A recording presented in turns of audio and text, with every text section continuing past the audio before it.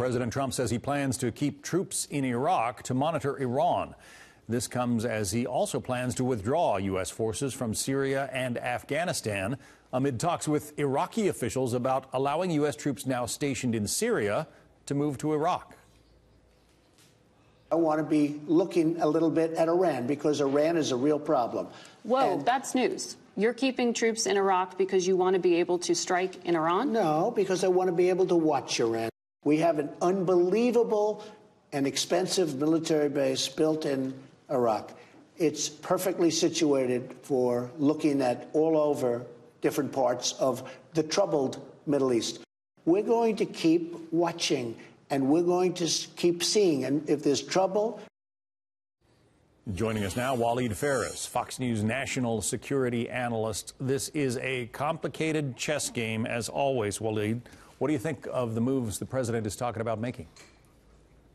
These moves are taking place, as you said, John, in a very complicated geopolitical situation. But let's try to simplify it. In Iraq, it makes all sense that the United States will maintain a base, a presence, not just to monitor Iran. Let me add one thing that the president may not have said for political reasons, to deter Iran. So the Iranian regime will know that we are present just next door.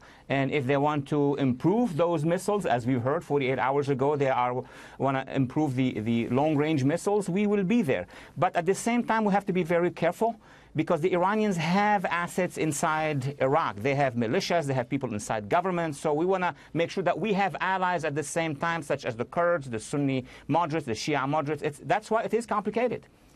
The president is getting some pushback specifically on this idea of withdrawing U.S. troops from Syria, not only from his political opponents, but from his political allies, the Republicans, like Senator Ron Johnson. Listen to this.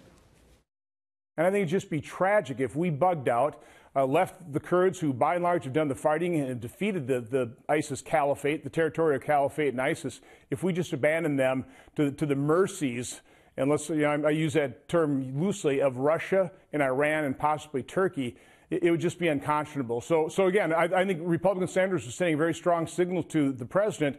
We don't want to see that happen, and I hope he is listening. So if the president does pull the troops from Syria, who fills the vacuum? That's the greatest idea that we need to discuss, but very quickly. I think there is a misunderstanding and there is a missing link between what the president is stating, that is, we need to leave, and he's right. There's an American majority that wants that to happen, and those in his own party or in Congress who say, but if we leave, we are going to abandon our allies. But what we can do basically is prepare our allies and also get into the scene some regional forces before we leave. So we leave after we organize ourselves and our allies, making sure that they are protected. That should be the U.S. policy that would make more sense inside Syria. So do you think that by essentially threatening to leave, the president is sort of trying to strong-arm the Saudis and the Egyptians and some of the other nations in the neighborhood to step up and fulfill a defensive role there?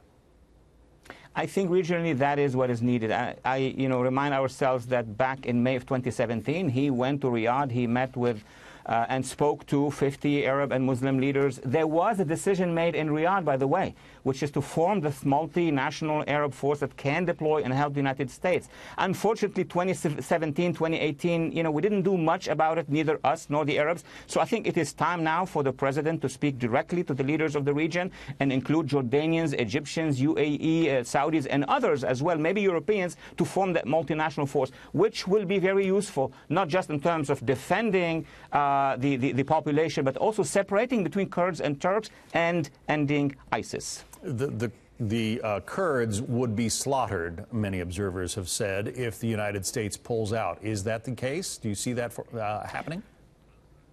Mathematically speaking, yes. I mean, if the Kurds, as they are right now, are left, and let's suppose next week we will leave, of course there will be 2 or 3 armies that are going to move in. You're going to have the Iranians, the Assad regime, and the Turks at the same time. It will be like Poland divided between all these forces. But if we have a multinational force instead, and if we have a better organized and better disciplined force inside the Kurdish areas with the other minorities, that would be deterrent. And we keep a base in Iraq on top of that to send signals to everybody who want to have an appetite about the Kurds. If we have that architecture, I think no one will dare advancing. Walid Phares, our Fox News national security analyst. Thanks, Walid.